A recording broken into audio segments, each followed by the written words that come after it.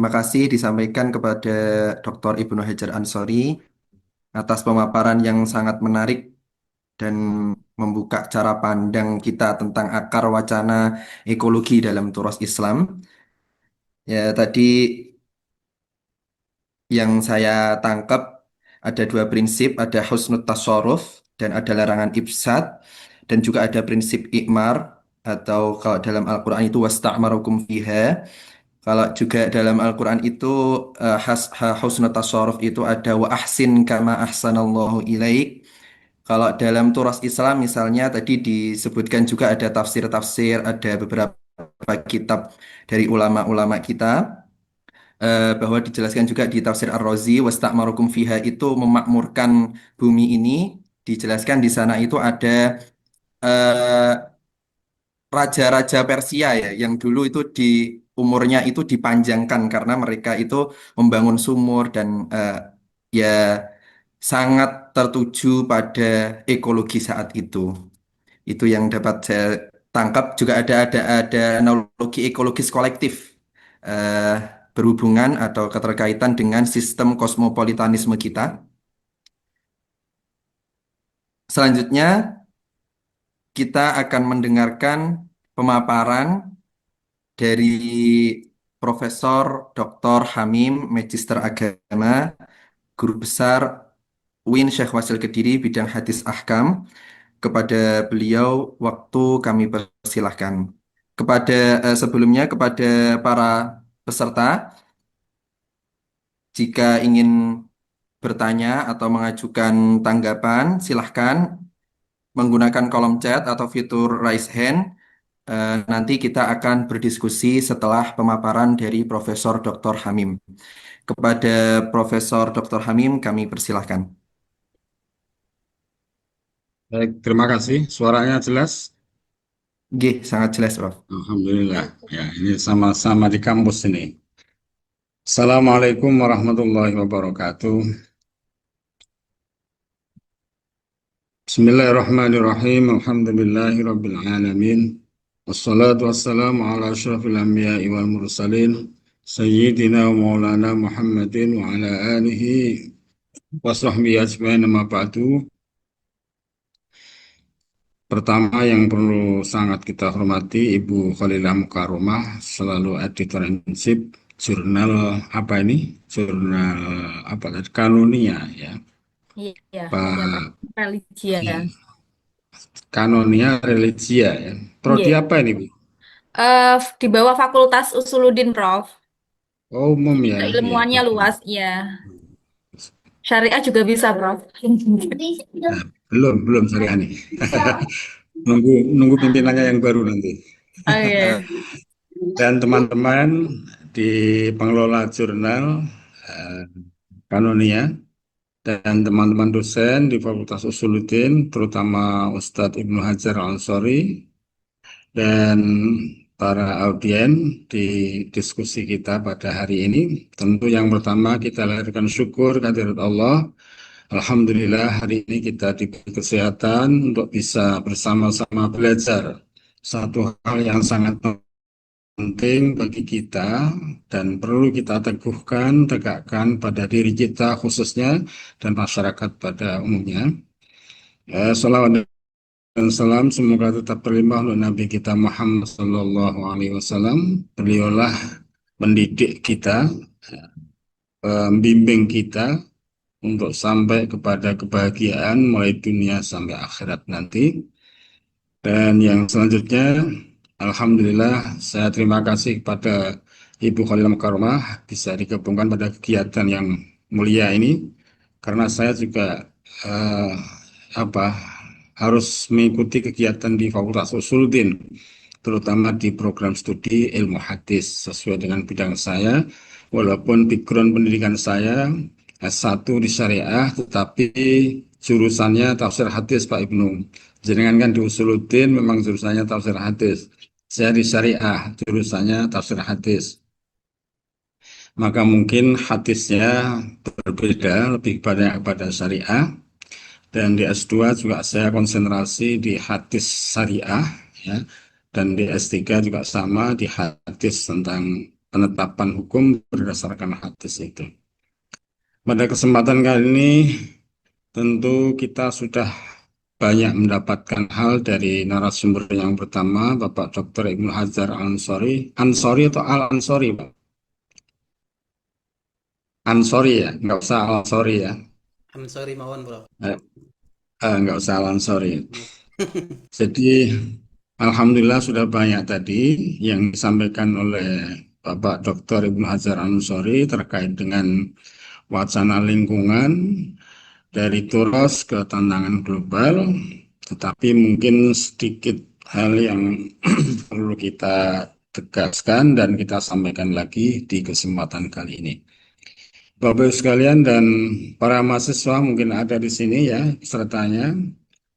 Pertama perlu kita tegaskan bahwa dialektika itu merupakan proses dialog kritis ya untuk melihat pemikiran klasik apakah harus dipertahankan.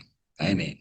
Jadi wacana turos terutama dibicara di bidang wacana lingkungan ini apakah perlu kita pertahankan ya atau sekedar kita kritik atau mungkin kita kembangkan ulang. Kalau saya lebih lebih apa harus kita kembangkan. Ya, menurut saya harus kita kembangkan. Ini pentingnya kita melakukan diskusi seperti pada hari ini. Kenapa harus kita kembangkan? Karena syariat kita itu kan sholihatun likulli zamanin wa makan. Syariat bukan saja tentang akidah, syariah, dan akhlak. Tetapi pada semua urusan agama, ya, eh, untuk kehidupan manusia di dunia sampai dengan kehidupan manusia di akhirat. Tentu dalam hal ini termasuk lingkungan. Ini sesuatu yang sangat penting dalam kehidupan manusia khususnya dan alam ini.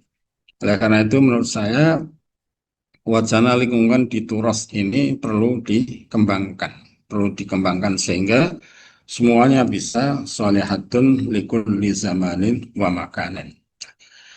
Bapak sekalian yang saya hormati, saya pikir latar belakang pendahuluan saya mengikuti yang sudah ada. Jadi kenapa akhir-akhir ini kita selalu tertarik bicara tentang lingkungan? Ya tentu berangkat dari kondisi perubahan alam dan sebagainya, iklim sebagainya, dan pencemaran persoalan yang lain, termasuk bencana, musibah, banjir bandang yang baru saja terjadi di negara kita di Indonesia ini.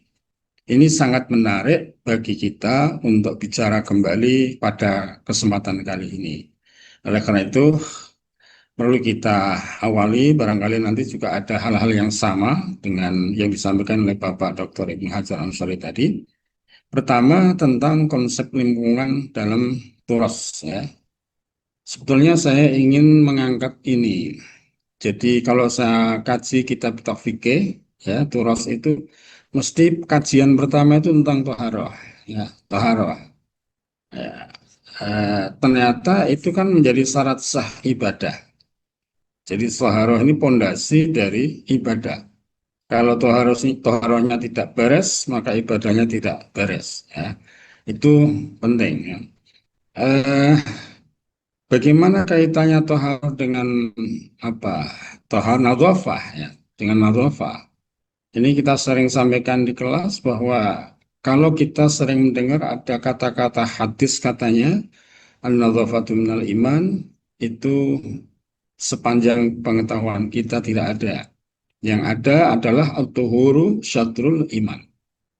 Mengapa begitu? Dan ini menegaskan kepada kita bahwa toharoh itu sangat penting, sangat apa umum dibanding sekedar nazafah. Bahkan toharoh itu bersih lahir dan batin, suci lahir dan batin itu toharoh. Maka beda sekali dengan nazafah. Nah, tetapi eh, itu tidak jadi kita sampaikan, hanya kita singgung saja. Utamanya karena itu bagaimana konsep lingkungan dalam Turas, pertama tentang alam, ya, alam sebagai ayat kauniyah. Jadi kita mengenal ada ayat yang apa itu yang tertulis di Al-Quran itu, ya, dan ada ayat yang tidak tertulis di Al-Quran yang disebut dengan kauniyah. Jadi alam raya ini ayat tanda-tanda kekuasaan Allah. Itu secara sengaja diciptakan oleh Allah, tentu sangat berguna bagi kita. Ya. Bukan saja ayat itu kauliyah sebagaimana tertulis di dalam Al-Quran. Nah, ini. Kemudian ada satu ayat yang mengatakan A'udzubillahi minasyaitonirrajim Bismillahirrahmanirrahim Was-samaa'a rafa'aha wa wada'al mizan. Ini ada satu kata kunci yaitu mizan. Mizan itu bukan sekedar timbangan, tetapi ditimbang itu supaya seimbang. Jadi timbangan yang dimaksud di sini adalah prinsip keseimbangan di dalam mengelola, memanfaatkan alam ini. Nah, ini. Maka ini penting bahwa alam yang sebagai ayat kauniyah itu harus kita perlakukan, kita manfaatkan secara seimbang. Tadi sudah kita dengar dari materi Pak Ibnu Hajar bahwa posisi kita terhadap alam ini bukan pemilik, ya, tetap bukan pemilik kan ya, bukan subjek tadi istilahnya, ya, bukan subjek. Itu benar sekali ya, benar sekali karena kalau dia sebagai pemilik tentu akan berlebihan ya di dalam memanfaatkan alam ini sehingga terjadi tidak seimbang. Yang selanjutnya, manusia sebagai khalifah fil ardi. Ini penting. Ya. Jadi terkait dengan konsep lingkungan dalam Turas, kita mengenal bahwa manusia itu sebagai khalifah fil ardi. Tadi juga sudah disinggung sama Pak Ibnu Hajar. Eh, Salah satu tafsir saja bahwa khalifah itu apa? Yakhlufuni fi tanfidhi ahkami fiha. Jadi manusia sebagai wakil Tuhan untuk menjalankan ketentuan-ketentuan Allah di muka bumi ini. Tentu ketentuan apapun ya. Bahkan di dalam tafsir At-Tabari, nah, karena ini hasilnya Turas, maka bahwa khalifah itu dipahami sebagai pemegang amanah. Jadi juga kita dengar bahwa alam ini amanah dari Allah. Kita memposisikan diri terhadap alam sebagai orang yang menerima amanah. Kemudian yang kedua, khalifah itu adalah pengelola, nah, bukan pemilik mutlak tadi, ya, bukan pemilik mutlak. Kemudian yang ketiga, bertanggung jawab menjaga kemaslahatan bumi. Jadi tadi terkait dengan keseimbangan, kenapa harus begitu ya, supaya kita menjaga terhadap kemaslahatan itu. Dalam satu tafsir At-Tabari disebutkan ada satu riwayat terkait dengan ayat tadi, ini ja'ilun fil ardi khalifah. Lalu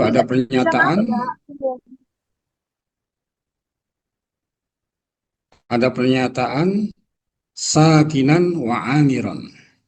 Jadi posisi kita sebagai khalifah di muka bumi itu sakinan, bertempat tinggal. Ya. Karena apa? Nanti terbatas kan. Jadi kita ini kan pengembara Pak Ibnu Hajar ya. Jadi pada al-Islam wariban wasayautu wariban. Fatu liman kana ghurba. Maka posisi kita di sini itu hanya bertempat tinggal sakinan. Berapa lama? Nah, berapa kapasitas yang bisa kita laksanakan? Nah, itu kan terkait dengan konsep tafsir atau bari dari sisi riwayat ini. Yang kedua, amiron tadi juga sudah disinggung sama Pak Ibnu bahwa fungsi khalifah itu salah satunya adalah memakmurkan bumi. Memakmurkan dia semakin baik, bukan semakin rusak. Nah, ini kan menjadi kata kunci juga. Yaskunuha wa ya'muruha khalafan. Tentu kita memakmurkan bumi ini bukan saja untuk kita, tapi untuk anak turun dan manusia-manusia setelah kita. Nah, maka tadi Pak Ibnu menyinggung keberlangsungan dan keberlanjutan itu. Kita bukan saja hidup untuk kita, tapi bisa menyiapkan, memberikan kesempatan hidup untuk orang-orang setelah kita. Ini. Kemudian yang ketiga terkait dengan beberapa hal konsep lingkungan dalam Toros. Yang ketiga adalah larangan fasad. Tadi sudah dijelaskan sama Pak Ibnu bahwa sering ayat yang dikutip itu adalah zaharal fasadu fil barri wal bahri bima kasabat aydin nas liyudhiqahum, apa itu ayat selanjutnya itu. Maka di tafsir At-Tabari itu ada satu pernyataan, idza qallal matar qallal ghaus. Idza qallal matar, jika sedikit hujan, ya, qallal ghaus, akan terjadi sedikit orang bisa menyelam. Artinya apa? Ya kekurangan air, orang tidak bisa eh, memanfaatkan air dengan sebanyak-banyaknya. Ini akibat atau dampak terjadinya kerusakan di muka bumi dan laut, bahkan karena dampaknya adalah terjadi berkurangnya air itu, sehingga eh, apa eh, terjadi krisis, ya. Lah tetapi memang banyak tafsir, ya. Jadi al-fasad di ayat ini fil barri wal bahri, ini di kitab-kitab tafsir tadi Mas Dika ini sepertinya banyak sekali ya membaca kitab-kitab tafsir itu. Nah, bahkan ada tafsir yang isyari itu, Zuharul fasadu fil bahri, itu kerusakan pada fisik kita, perlakuan kita, wal bahri itu di dalam hati kita. Itu tafsir isyarinya seperti itu. Ini juga penting tafsir isyari di situ. Ternyata ini menjadi satu konsep penting di dalam lingkungan ini, dalam kapasitas sebagai turas. Kemudian yang keempat tentang fikih lingkungan. Ini tadi sudah disinggung banyak sama Pak Ibnu Hajar. Selalu saja kita membaca apa itu adabul istinja lah, ya. Adab istinja itu kan harus punya adab, tidak boleh kencing di bawah pohon yang berbuah. Ya. Ini ternyata menjadi konsep lingkungan yang sangat bagus, ya.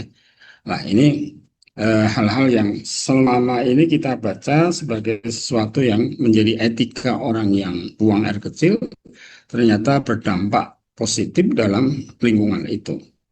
Kemudian di dalam fikih lingkungan ada satu hal yang sangat harus kita perhatikan, yaitu larangan israf. Tidak boleh berlebih-lebihan. Ya. Kita membaca fikih misalnya, wudhu itu sunnahnya 3 kali. Ya, membasuh muka dan sunnah itu sunnah 3 kali. Kalau lebih dari 3 kali ini sudah berlebih-lebihan. Bahkan kita ini orang Indonesia sudah kategori berlebih-lebihan menggunakan air dibanding orang Arab gitu ya. Orang Arab 1 gelas air cukup untuk wudhu. Kalau kita 1 galon harus untuk wudhu. Ini kan israf sekali, ya. Maka konsep israf ini menjadi konsep lingkungan, dalam hal ini adalah fikih lingkungan itu. Di hadis banyak, ya. Misalnya di Ibnu Majah itu siapa riwayatnya, siapa itu Ibnu Abbas, ya. Ibnu Abbas mengatakan, menceritakan, faqaman Nabi sallallahu alaihi wasallam fatawaddu'a min sunnatin wudu'an yuqalliluhu faqumtu fasana'tu kama sana'. Jadi Nabi itu melakukan wudhu tidak berbanyak air, ya, sedikit secukupnya lah. Aila yukfiru fi isti'malihi al-ma'a fihi, tidak banyak air. Bahkan di hadis yang lain Nabi secara tegas, la tusrif, la tus.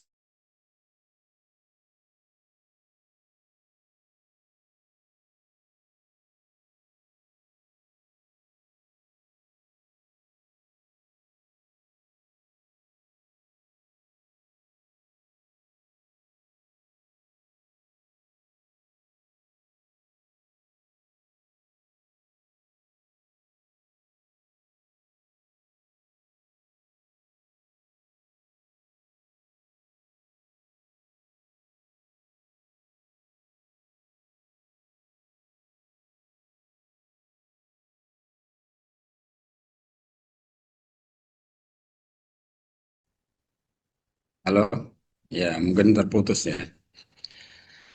Jadi saya ulangi, konsep Ihya Ulumawat itu bukan sekedar membuka lahan baru yang tidak bermanfaat, dibuka kemudian bermanfaat.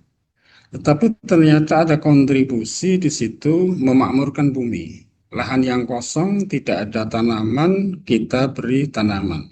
Ini ada konsep Ihya Ulumawat, tentu sangat positif di sini. Kemudian perlindungan hak publik. Ada hadis itu, an-nasu al-muslimuna syuraka'u fi thalath, fil kala wal ma' wan nar. Ini Pak Ibnu, saya cari hadisnya ternyata al-muslimun ya, bukan an-nas ya. Ini ini spesifik sekali ini.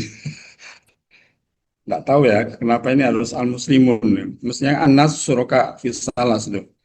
Jadi tiga hal yang menjadi milik umum itu bukan saja dibatasi orang Islam, tapi di hadis-hadis memang disebutkan al-muslimun, bukan an-nas suraka fisalas. Ya. Ini menjadi konsepsi terkait dengan lingkungan tersebut. Kemudian larangan menyakiti hewan tanpa alasan syar'i. Ada hadis itu perempuan masuk neraka gara-gara menyakiti kucing. Artinya apa? Kita harus bisa. Tadi sudah disebutkan sama Pak Ibnu tadi, apa tadi antroposentris tadi ya. Jadi ada sinergi ya antara manusia dengan alam ya. Itu hal yang sangat penting sehingga orang yang menyakiti binatang tentu tidak mewujudkan konsep lingkungan ini. Kemudian berikutnya, ada dimensi tasawuf terkait dengan kosmos sebagai makhluk spiritual. Ini penting. Eh, jadi tadi yang saya singgung di fikih bahwa apa tadi? Larangan kencing di tempat umum misalnya. Larangan ke buang air besar di tempat umum artinya bukan bukan WC umum ya, artinya terbuka ya, terbuka. Ini sesungguhnya tidak saja cukup dihadirkan dengan syariat, tetapi harus ada teologi dan tasawuf juga. Kalau orang sudah tidak punya rasa malu, ya kencing dimanapun dia akan melaksanakan tasawufnya di situ. Maka dimensi tasawuf ini sangat penting di dalam menjaga lingkungan itu. Paling tidak malu lah, bahkan apa justru kita akan menciptakan kerusakan terhadap alam itu. Nah, ini hal-hal yang penting di dalam terkait dengan konsep lingkungan tadi. Berikutnya, pergeseran konteks tantangan lingkungan global dengan kontemporer. Ya. Krisis ekologi modern saya pikir sudah dijelaskan tadi. Kemudian yang kedua, keterbatasan pendekatan klasik normatif. Ya, jadi saya sudah menyinggung bahwa larangan kencing eh, di tempat yang umum atau bahkan larangan kencing di air yang tidak mengalir ya, alladzi la yajri, itu ternyata satu konsep lingkungan yang selama ini hanya dipahami secara normatif ya, secara normatif. Ya, ini makanya terus seperti ini perlu kita kembangkan ya, perlu kita kembangkan memahaminya berdasarkan ilmu pengetahuan. Nah, itu yang sangat penting. Artinya apa? Kenapa dilarang itu ya? Ya karena tentu akan mencemari terhadap air. Air sudah sedikit tidak mengalir, dikotori juga. Ini kan pencemaran terhadap air. Padahal air ini menjadi sumber kehidupan manusia. Sehingga di sini kita perlu menyentuh dimensi struktural ekonomi global dan karena itu diperlukan pembacaan ulang terhadap Turos secara makosidi. Nah ini, jadi di sini kita masuk juga terkait dengan makosid bahwa larangan kencing misalnya ya di air yang tidak mengalir itu makosidnya tentu tidak akan menjaga kelestarian terhadap alam ini. Jadi dulu ada tulisannya siapa Bapak Ibnu ya? Jadi makosid yang 5 itu al-kuliyatul khamsah ditambah hifdzul bi'ah itu. Ada kan itu hifdzul bi'ah, menjaga lingkungan. Sebetulnya juga bisa kita kita candolkan pada hifdzuddin ya, karena ad-din itu umum sekali termasuk di sini al-bi'ah. Berikutnya kalau masih ada waktu ya, eh, ekoteologi Islam kontemporer. Ya, ini penting kita kenalkan pada kita semua, termasuk teman-teman kita, masyarakat kita, bahwa ajaran Islam ini sangat dinamis terhadap perkembangan zaman. Apa salah satunya bahwa menjadikan pelestarian alam sebagai bagian dari ibadah dan tanggung jawab moral. Jadi tadi Pak Ibnu juga sudah menyinggung bahwa di dalam menanam pohon itu ada makna sodakoh. Ini kan agama sekali kan, ibadah sekali. Jadi ini hal-hal yang perlu kita tekankan sebagai sebuah pendekatan bahwa menjaga kelestarian alam ini perlu dihadirkan makna bersedekah di situ atau ibadah di situ. Kemudian berikutnya prinsip-prinsip ekoteologi dalam Islam. Ada tauhid ekologis, ada amanah, kemudian ada adalah, dan ada maslahah dan maqasid syariah. Nah, ini saya kira sudah ada keterkaitannya dengan pembicaraan sebelumnya. Eh, Berikutnya dan sangat penting adalah dialektika Toros dan tantangan global. Jadi di depan saya sudah menyebutkan bahwa syariat Islam ini tetap akan berjalan berlaku sepanjang zaman, tinggal kita bisa menjelaskan kembali sesuai dengan konteksnya atau tidak itu. Maka kita perlu melakukan dialektika ini. Pertama, eh, kita perlu melakukan reinterpretasi konsep khalifah dari dominasi menjadi tanggung jawab bersama. Tanggung jawab bersama untuk menjaga alam dan sumber daya bumi ini. Ini yang pertama. Jadi khalifah, saya pikir kalau khalifah dimaknai apa tadi? Tanfidhu ahkamillah, ya, melaksanakan ketentuan-ketentuan Allah. Ini saya pikir bisa secara teknis lebih umum lagi, lebih rinci, lebih rinci lagi akan masuk ke sana. Kemudian yang kedua, transformasi larangan fasad, sudah tadi ya. Yang ketiga, pengembangan fikih lingkungan kolektif dan berdasarkan kebijakan publik. Ini kita ketika bicara fikih itu masih di kampus, masih di pondok, masih di madrasah ya. Pada para pembuat kebijakan publik ini seharusnya juga kita kenalkan fikih-fikih lingkungan ini. Sehingga apa yang mereka lakukan itu bukan sekedar kebijakan yang bersifat kedaerahan atau kenegaraan, tapi justru kebijakan ini terkait dengan nilai-nilai yang ada di dalam agama ini. Maka ada fikih lingkungan itu. Kemudian lagi ada integrasi ilmu agama dengan sains khususnya lingkungan. Yang paling akhir ini kita di madrasah ya mulai aliyah ke bawah itu sudah ada kurikulum cinta. Apa itu istilahnya Pak? KBC atau ya KBC itu. Kurikulum apa? Berbasis cinta ya. Ya. Ini memang implementasi dari gagasan besar Pak Menteri Agama terkait dengan ekoteologi itu. Jadi tidak bisa kebijakan itu langsung diterapkan di masyarakat tanpa adanya pendidikan, khususnya di lembaga-lembaga pendidikan formal.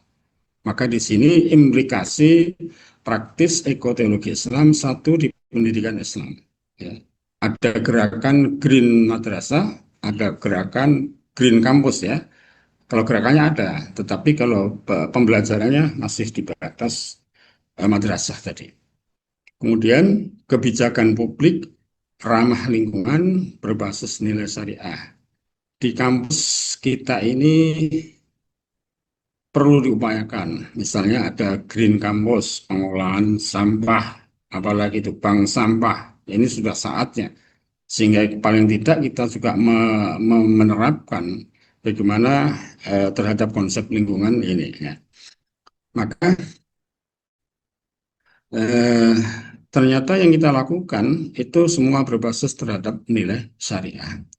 Di mana kemarin itu saya tahu ya, di kampus Mataram itu, kampusnya di kampus UIN Mataram ya, itu dibuat dengan apa itu konsep bebas asap rokok. Nah ini menarik, Pak Ibnu Hajar ya. Kalau kita di sini masih longgar-longgar saja, ad-dukhan itu, at-tadkhin itu. Tapi kalau di Mataram itu sudah dikonsepsikan gedungnya itu bebas asap rokok. Nah, ini saya pikir mendukung gerakan Green Campus tadi, kecuali ada bank sampah dan sebagainya. Kemudian gerakan masjid hijau dan pesantren ekologis ini juga sudah mulai. Kemarin ada Mutun, Toras di Tebuireng itu ada yang mengangkat pesantren apa green ya, green pesantren ekologis atau green pesantren ya. Itu sudah diangkat. Dan paling akhir kita perlu melakukan gerakan ke masyarakat melalui dakwah, bukan saja anjuran untuk ibadah Takban, tapi juga kita gerak untuk apa lingkungan ini. Nah, ini sangat penting. Dan paling akhir pada kesempatan kali ini, selain saya mengucapkan terima kasih, seperti ini kan supaya saya ini diaku sebagai dosen di Fakultas Usuluddin juga pantas-pantasnya seperti itu ya, bukan saja di syariah. Maka pada kesempatan kali ini kami akan memberikan pernyataan bahwa wacana lingkungan dalam Islam menunjukkan kesinambungan, betul kata Pak Ibnu Hajar tadi, antara Toras klasik dan tantangan global kontemporer. Ini yang paling akhir. Maka melalui ekoteologi Islam ini, ajaran Islam tidak hanya dimaknai sebagai ritual, ibadah, ya, tetapi juga muamalah dan bahkan muamalah ini diperluas lagi. Bukan saja muamalah bainan nas ya, tetapi muamalah dengan alam, apa yang namanya ya, muamalah terhadap alam ini perlu diperluas eh, termasuk katanya dengan ekologis ini.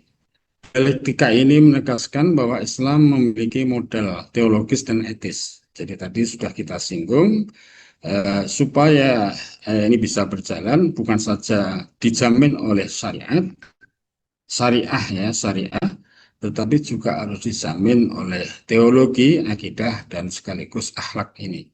Dengan akidah yang kuat dan diimbangi dengan akhlak yang mulia, insya Allah kita akan bisa mewujudkan eko teologis ini. Tentu semua ini dimaksudkan supaya bumi kita ini bisa berlangsung sepanjang masa, bukan saja untuk kita, tetapi untuk anak turun kita semuanya. Terima kasih dan mohon maaf. Wassalamualaikum warahmatullahi wabarakatuh. Waalaikumsalam warahmatullahi wabarakatuh. Terima kasih dihaturkan kepada Profesor Dr. Hamim atas pemaparan yang sangat menarik dan membuka cara pandang kita lagi tentang bagaimana hubungan manusia dan alam, muamalah antara manusia dan alam dalam wacana ekologi, terutama dalam turos Islam ini. Sedikit yang saya petik dari penjelasan pemaparan Profesor Hamim tadi, bahwa kita manusia ini sebagai pengelola yang memakmurkan bumi, akhirnya kita amat sangat dilarang sekali untuk merusak atau melakukan kerusakan di bumi. Seperti tadi dijelaskan di turos Islam, terutama di fikih ada adab istinja, tidak boleh qodhoil hajat di bawah pohon, juga tidak boleh kencing tadi di air yang menggenang, eh, dan lain sebagainya. Lalu bagaimana cara mengawal syariat tadi dengan tasawuf? Juga ada kaidah man tafaqqah lam yatasawwaf faqad tafassaqa dan lain sebagainya. Lalu ada implikasinya tadi bahwa sekarang ada green school, green campus, juga ada masjid hijau dan amanat yang beliau sampaikan bahwa eh, kegiatan ekologi atau tentang alam manusia dan alam ini atau muamalah terhadap alam ini harus diperluas dan dikembangkan. Begitu sedikit yang bisa saya cuplik dari pemaparan yang sangat luas dari Profesor Hamim. Baik, terima kasih kepada kedua narasumber kita atas pemaparan yang sangat kaya dan reflektif tadi. Selanjutnya kita masuk dalam sesi diskusi dan tanya jawab. Silahkan bagi peserta yang ingin bertanya dapat menggunakan kolom chat atau fitur raise hand. Seperti kata pepatah ya, bertanya bukan tanda tidak tahu, tapi tanda ingin memahami lebih jauh lagi. Eh,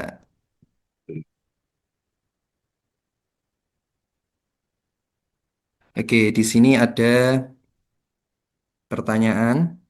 Saya bacakan.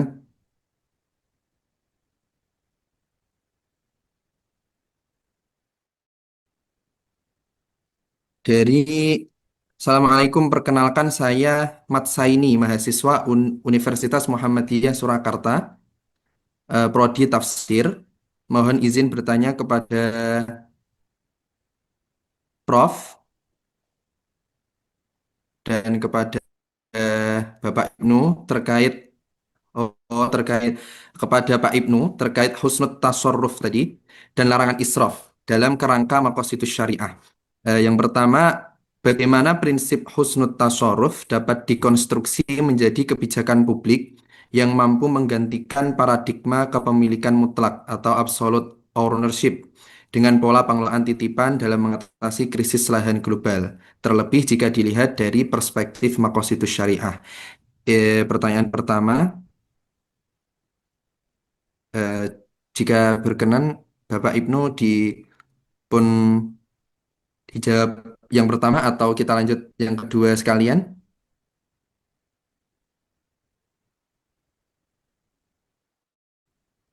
Lanjut yang kedua aja. Lanjut, G. Yang kedua, pertanyaan kedua, jika israf didefinisikan sebagai boros sistemik terhadap pola konsumsi linear saat ini dapat dilakukan menggunakan nilai-nilai Islam untuk menciptakan model ekonomi sirkular yang berkeadilan. Kemudian apa batas-batas israf yang terlarang seperti terkait takmirul ard atau memakmurkan bumi tadi? Terima kasih diucapkan. Monggo, Pak Ibnu.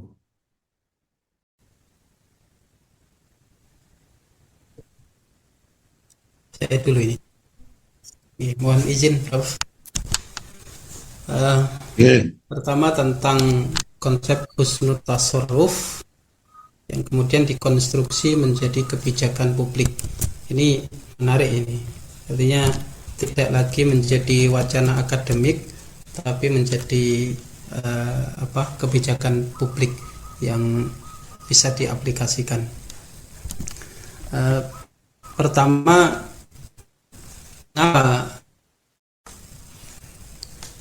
konsep husnul tasarruf ini belum maksimal kita laksanakan karena paradigma kita terhadap kepemilikan tanah ya itu kan masih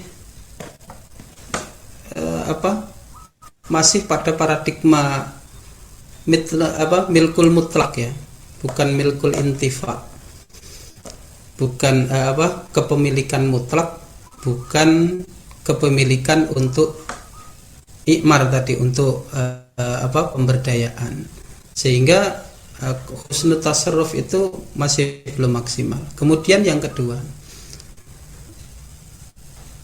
regulasi yang berlaku di negara kita itu kesannya, mohon maaf dalam tanda kutip, ketika memberi izin, ketika mengeluarkan tanda kepemilikan itu mengesahkan regulasi pas saja. Jadi seolah mereka itu fasilitator saja dan tidak perlu bertanggung jawab berlanjutannya. Lalu bagaimana untuk kita keluar dari permasalahan tersebut? Pertama, ya tentunya perlu ada reformulasi hak atas lahan itu, ya. Jadi yang awalnya itu hak absolut tanpa ada pertimbangan, tanpa ada prasyarat yang terkait dengan ekologi, maka perlu ada reformulasi lagi. Jadi hak kepemilikan tanah itu semestinya ada catatan di sana. Ada hak bersyarat yang sifatnya ekologis. Apakah pemilik ini akan mampu memberdayakan dan mampu mempertimbangkan aspek ekologi di dalam kepemilikan itu, atau sekedar memiliki saja? Itu harus dipertimbangkan. Karena ketika tidak ada syarat itu, orang memiliki tanah ya sudah memiliki saja, terserah mau dibuat apa saja, mau dibuat bangunan, dan apakah itu ada dampak positif atau dampak negatif ke lingkungan, karena tidak ada prasyarat di dalam kepemilikan itu. Akan berbeda ketika di dalam regulasi kepemilikan itu ada klausul tentang hak bersyarat ekologis itu tadi. Misalnya kalau ini hak untuk bangunan, maka ya walaupun sudah ada kebijakan tentang AMDAL, kalau ini dikaitkan dengan konsep Islam, dalam Islam, maka seperti yang disampaikan oleh Prof. Hamim tadi, bisa dimaksimalkan berbasis pada apa tadi, konsep Ihyaul Mawad tadi. Jadi memang ketika kita memiliki tanah, maka kita juga mempertimbangkan produktivitas tanah itu, kemudian kita juga mempertimbangkan lingkungan ekologis kita ketika mau memberdayakan atau menggunakan tanah kita itu. Kemudian yang ketiga terkait dengan skema skema publik yang berbasis amanah tadi, maka negara memang harus mengontrol fungsi sosial ekologis dari tanah itu sendiri. Misalnya ketika tanah dibiarkan rusak, belum lagi muncul isu ya, negara akan menyita tanah yang berapa tahun itu, 2 tahun tidak diberdayakan. Itu ada benarnya, dalam tanda kutip ada benarnya, tetapi tidak berarti negara mengambil alih kepemilikan. Ya, itu sebagai sistem kontrol bahwa tanah itu jangan dibiarkan rusak. Ketika tanah itu tidak tidak dimanfaatkan sedemikian rupa, dia akan rusak, dan bukan hanya pada tanah itu, tapi dia akan berdampak pada lingkungan. Ketika tanah itu menjadi belukar, sementara di kiri kanannya itu ada perumahan, itu kan akan mengganggu. Belukar itu akan menjadi ekosistem bagi ular, tikus, dan lain sebagainya, dan itu akan sangat mengganggu lingkungan. Makanya ada benarnya juga wacana negara akan meninjau ulang kepemilikan tanah yang tidak diberdayakan itu. Tetapi itu harus dibalas, bukan dalam arti mengambil alih kepemilikan, tapi untuk menegaskan lagi bahwa negara mengontrol fungsi sosial ekologis dari kepemilikan tanah itu. Sehingga kalau ini dituangkan dalam sebuah kebijakan, ya misalnya izin pengelolaan berbasis keberlanjutan, misalnya gitu ya. Jadi ditinjau dalam sekian tahun, nanti 5 tahun, 2 tahun kemarin ya, 2 tahun atau 5 tahun, kalau tidak sudah melanggar regulasi itu, tidak sesuai dengan izin yang prasyarat yang tertuang dalam izin itu, maka izin akan ditinjau ulang, apakah pemblokiran atau bahkan kebijakan yang lain, ya. Termasuk juga ada, menurut saya ini ya, tapi nanti bisa didiskusikan, menurut saya perlu juga ada pajak progresif untuk tanah yang diberdayakan secara eksploitatif. Itu harus ada pajak progresif, karena jika tidak seperti itu, ya bebas saja mengeksploitasi tanah ya, baik secara individu apalagi perusahaan ya. Itu kalau bentuk konkretnya. Kemudian terkait dengan israf, ya tadi oleh penanya didefinisikan dengan inefisiensi tadi ya, inefisiensi. Ada, kalau kita meninjaunya dengan perspektif makosid, maka ada banyak yang dilanggar di situ. Pertama, kalau israf itu terkait dengan harta, berarti sudah merusak hifdzul mal. Mal itu bukan berarti hanya uang saja, termasuk sumber daya ya. Dalam hal ini alam, bumi, tanah, bangunan itu kan sumber daya juga. Termasuk tanaman-tanaman itu kan juga bisa masuk dalam kategori sumber daya. Dan ketika kita israf dalam menggunakannya, maka kita sudah merusak hifdzul mal. Yang kedua, israf itu juga merusak hifdzun nafas.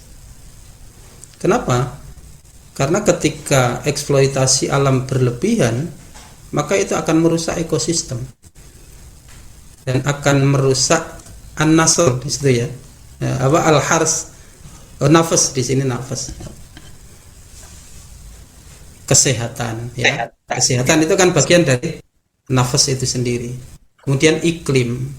Nah, berarti kita sudah merusak hifdzun nafas. Kemudian juga merusak hifdzun nasl.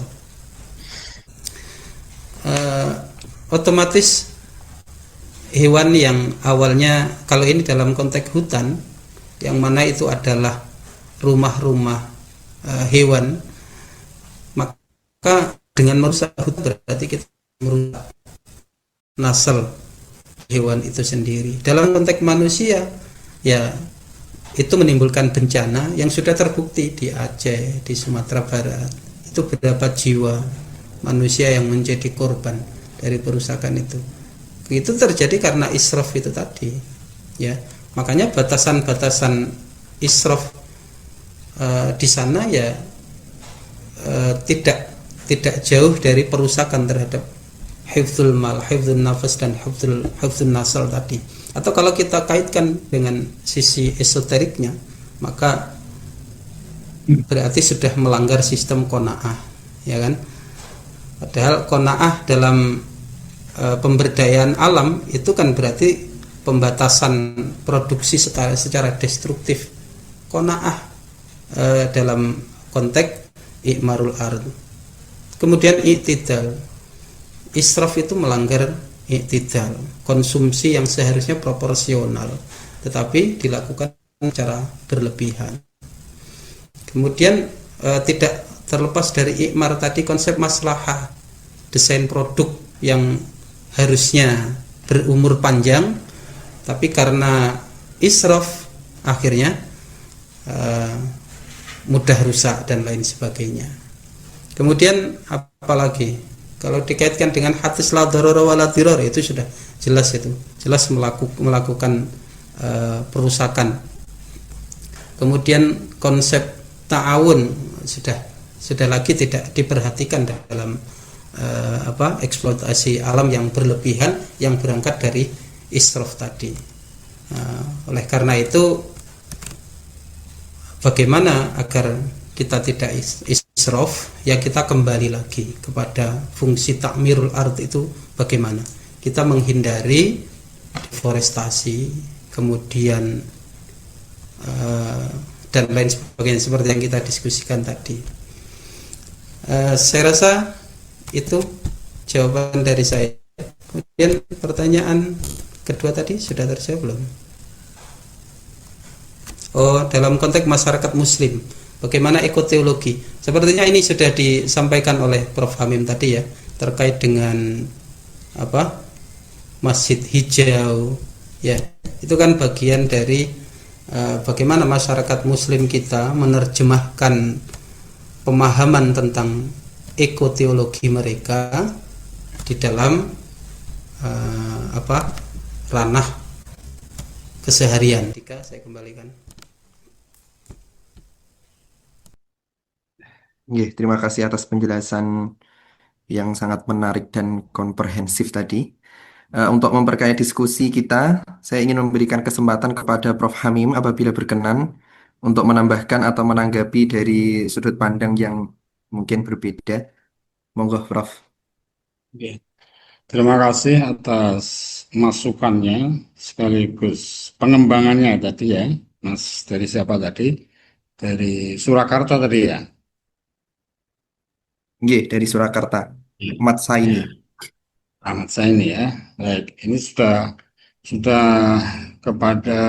mengarah kepada bagaimana implementasi di masyarakat sekaligus kebijakan oleh para pembuat kebijakan itu sendiri ya. Ada beberapa undang-undang yang terkait dengan apa itu krisis ekologis itu ya. Pertama ada Undang-Undang 32 tahun 2009 tentang perlindungan dan pengelolaan lingkungan hidup. Tadi sudah disebutkan sama Pak Ibnu Hajar, ada persoalan AMDAL di situ.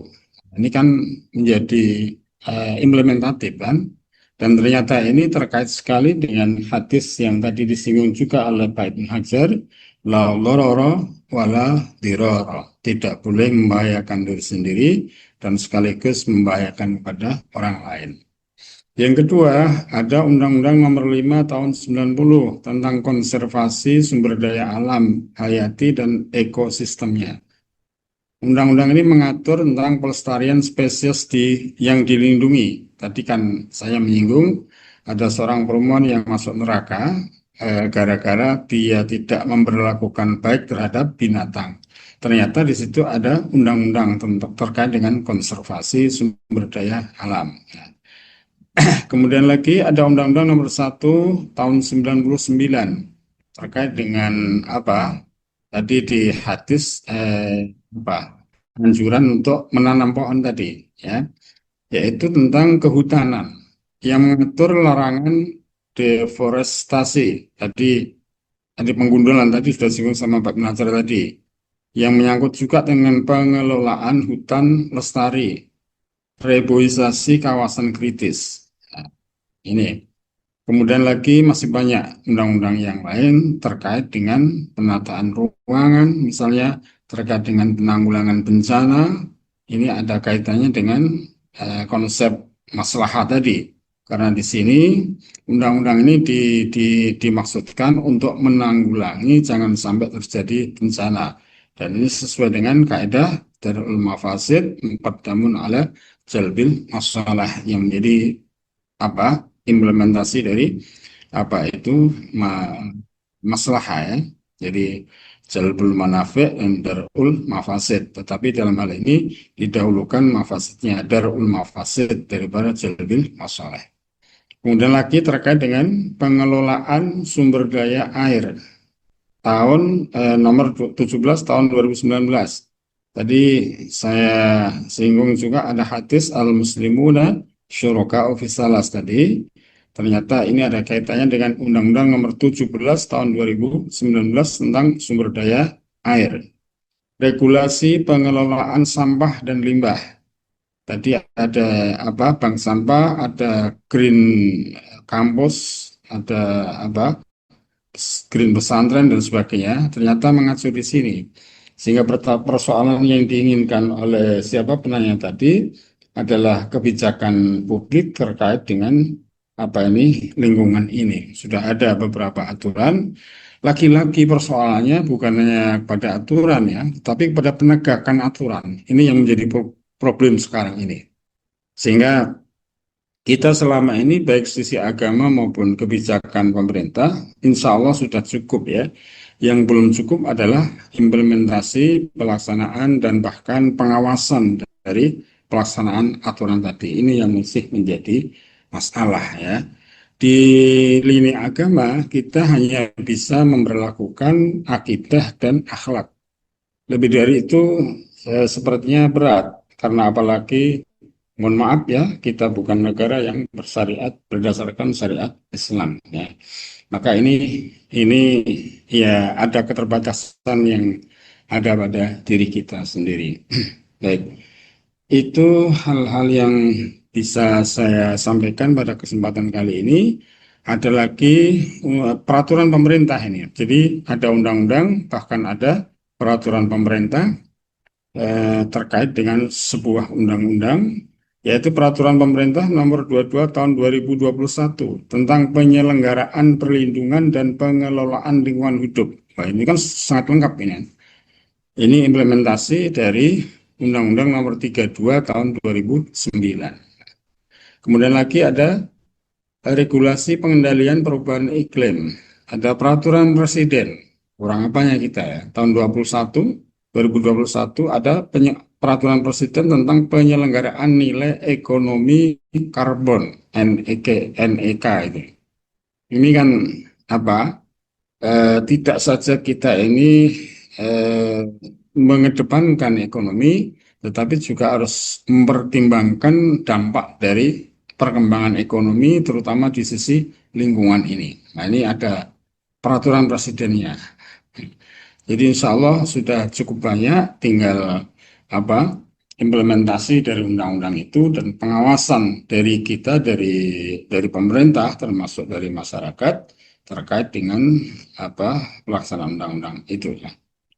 Saya kira itu tambahnya. Terima kasih waktu saya kembalikan. Iya, terima kasih kepada kedua narasumber kita. Eh, Berlanjut kepada pertanyaan selanjutnya dari eh, Ibu Saidah. Izin bertanya kepada kedua narsum, dalam konteks masyarakat Muslim hari ini, bagaimana ekoteologi dalam ditransformasikan menjadi gerakan sosial keagamaan, bukan hanya diskursus akademik.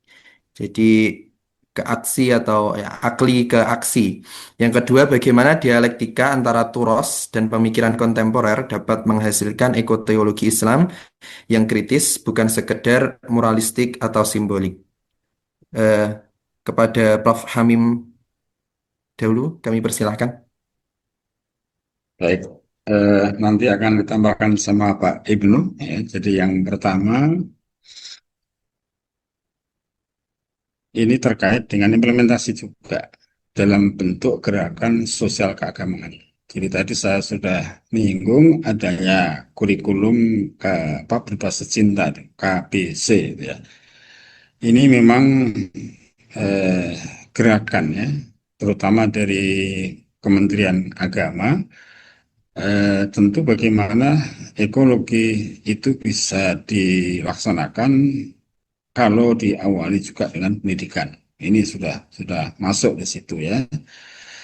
Kemudian lagi ada gerakan pesantren, pesantren ya green pesantren tadi, kampus green kampus tadi dan sebagainya. Ini kan yang paling akhir saya mengatakan tadi disinggung juga sama Pak Bin Hajar, kita tidak saja dakwah tentang pahala ya, tentang akidah, tentang syariah, tentang akhlak. Tapi harus lebih dari itu, termasuk tadi saya singgung amar ma'ruf terkait dengan lingkungan ini, menjaga lingkungan ini. Ini ini saya pikir supaya kita mulai tidak saja persoalan ini menjadi apa wacana di kampus ya, tetapi ini menjadi apa kebiasaan yang apa mulai kita laksanakan di masyarakat. Itu. Kemudian penanya ini juga eh, menanyakan terkait dengan keberadaan dialektika antara Turos dengan pemikiran kontemporer dapat menghasilkan ekoteologi bukan saja sekedar moralistik atau simbolik. Ya, kalau sudah di sini, maka tadi saya di akhir penjelasan saya, kita ini sudah cukup banyak aturan perundang-undangan, walaupun tidak diterbitkan oleh negara Islam kita ya, bukan negara Islam ya kita ini ya. Tapi insya Allah sudah punya ya, bukan insya Allah ya, yakin kita sudah punya aturan itu dan sudah kita kaji, ada nilai-nilai Islamnya di situ. Nah, ini kan bahwa apa pembicaraan tentang ekoteologi bukan saja sekedar gerakan moralitas atau simbolik ya, tetapi memang sudah ada eh, apa kebijakan berbentuk peraturan perundang-undangan sudah ada. Lagi-lagi persoalannya bukan di aturan, tetapi adalah pelaksanaan. Pelaksanaan. Bahkan eh, ini harus dimulai dari orang-orang yang apa menjadi pimpinan di bangsa ini, ya, menjadi pimpinan harus dimulai dari situ supaya tidak menjadi apa hal-hal yang hanya sekedar diatur, diundangkan, tetapi tidak ada prakteknya. Nah, seperti kasus apa kemarin itu yang sudah lama ya, pencabutan pagar laut ya. Ini memang harus dilakukan ya, karena ini bagian dari pelaksanaan undang-undang terkait dengan kelautan tadi. Ya, itu yang saya sampaikan. Jadi insya Allah kita sudah punya banyak aturan, tinggal pelaksanaannya saja. Dan oleh karena itu dari pembicaraan ini karena kita bukan lagi pembuat kebijakan ya. Kalau toh kita menjadi sebuah pemimpin, kebijakan kita terbatas misalnya hanya di kampus, di madrasah, di pesantren. Nah itu kita mulai ya. Jadi bukan sekedar moralitas, tetapi dan bukan sudah simbolik, tapi sudah kita aplikasikan di lingkungan kita yang terbatas, kampus, pesantren, madrasah, ya, dan masyarakat barangkali ya. Ini sudah kita mulai. Kira-kira seperti itu. Terima kasih waktu saya kembalikan. Ya, terima kasih Prof. Hamim atas penjelasan dan pemaparannya. Kepada Bapak Ibnu, kami persilahkan untuk menambah wawasan kita. Oke, baik. Terima kasih Mas Dika. Sebenarnya secara keseluruhan sudah cukup dari Prof. Hamim tadi. Tetapi saya hanya ingin sedikit menambah saja bahwa memang betul agama ini tidak cukup untuk menjadi instrumen mitigasi ya, ketika hanya berhenti pada retorika moral. Tetapi ya tetap tidak bisa kita abaikan bahwa retorika moral itu adalah level pertama yang memang harus kita pedomani. Dan memang ya setidaknya ada beberapa level ya agar ajaran agama atau konsep dalam agama kita tentang ekologi itu bisa menjadi instrumen mitigasi krisis ekologis ini. Pertama, level normatif itu pasti. Bagaimana agama menyediakan nilai-nilai dasar tentang khilafah, amanah, larangan ifsad, dan lain sebagainya. Dan ini wajib karena bagaimanapun kita sebagai penganut agama ini adalah level pertama yang harus kita pedomani. Tapi ini harus tidak boleh berhenti, harus berlanjut pada level institusional ya. Apakah itu institusi pendidikan? Kalau institusi pendidikan berarti mulai memasukkan nilai-nilai tersebut ke dalam kurikulum. Artinya kita living ekologis tadi, nilai-nilai ekologis dalam agama tadi kita hidupkan dalam kurikulum. Kalau lembaganya itu pesantren ya berarti dalam kurikulum pesantren, kalau madrasah ya di madrasah. Pada institusi masjid misalnya, atau pada institusi keulamaan misalnya MUI, maka MUI harus berani membuat fatwa haram untuk melakukan perusakan dan lain sebagainya ya. Nanti tentang ada atau belumnya fatwa ini sebenarnya Prof. Hamim nanti yang lebih paham. Tapi kalau belum ada, mestinya harus ada ini. Bukan hanya simbolik ya, tetapi aplikatif. Atau pada institusi yang dekat dengan masyarakat, lazis lah ya, misalnya ya, di lembaga zakat misalnya akan bagus juga ketika ada program zakat hijau misalnya. Jadi zakat produktifnya ditasarufkan ke pemberdayaan ekologis dan lain sebagainya. Nah, ini adalah level institusional. Terus pada level kebijakan tadi sudah disampaikan oleh Prof. Hamim. Jadi setidaknya agar seperti yang disampaikan Bu Saidah tadi, agar nilai-nilai agama tentang ekologi tidak hanya berhenti pada tataran normatif etis, maka harus dilanjutkan pada level institusi maupun level kebijakan. Hanya saja karena kita pada saat ini berdiskusi sebagai akademisi ya. Berarti ini diskusi kita adalah masih dalam tataran normatif etis. Tapi nanti ketika kita pulang ke rumah masing-masing, pulang ke organisasi masing-masing, kita bisa tuangkan kepada level berikutnya secara institusional sesuai dengan proporsi masing-masing. Baik, itu Mas Dika, terima kasih. Iya. Alhamdulillah semua pertanyaan telah terjawab. Sebagai penutup, berhubung sudah jam 11, diskusi hari ini mengingatkan kita bahwa krisis ekologis bukan hanya persoalan alam, tetapi juga persoalan cara pandang dan tanggung jawab manusia sebagai khalifah di bumi. Tadi juga dijelaskan Prof. Hamim bahwa kebijakan publik berupa undang-undang mengenai tata pengelolaan sumber daya alam ini sudah sangat lengkap. Yang perlu dan kita harus concern itu kepada penegakan dan implementasinya. Jadi persoalannya bukan di aturan. Kalau menurut Pak Ibnu tadi tidak berhenti di retorika moral, tetapi juga di pelaksanaan. Jadi ada yang namanya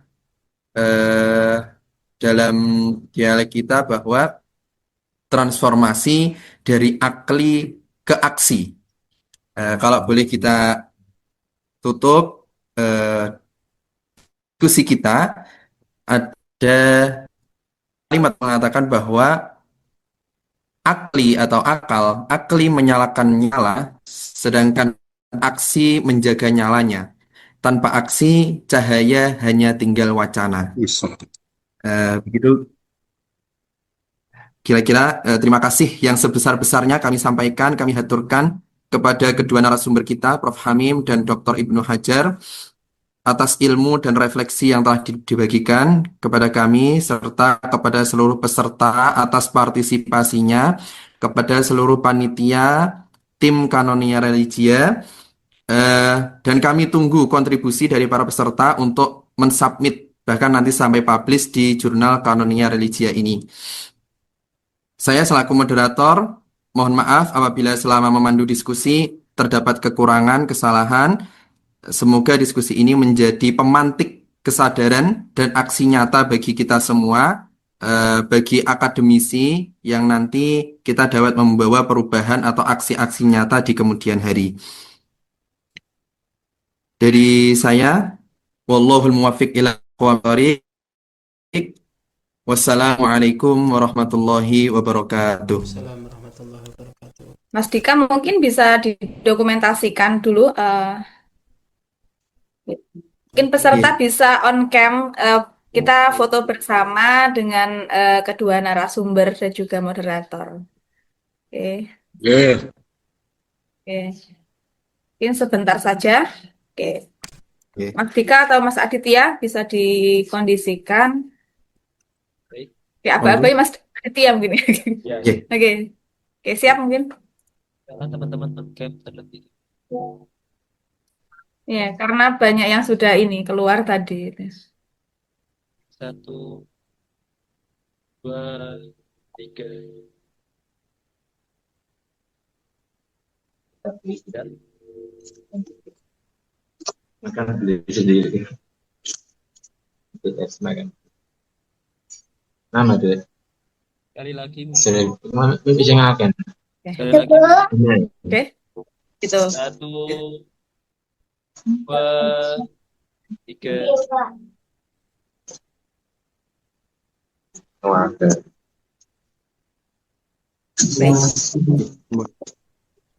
Oke, Sarah. Oke. Baik, mungkin cukup sekian untuk diskusi hari ini. Terima kasih tadi bisa monggo dilanjutkan untuk sholat Jumat ya, Prof. Matur nuwun, Prof. Oke. Terima kasih. Matur Mohon nuwun maaf sangat sampai rawuhipun, Prof. Oke. Waalaikumsalam. Waalaikumsalam.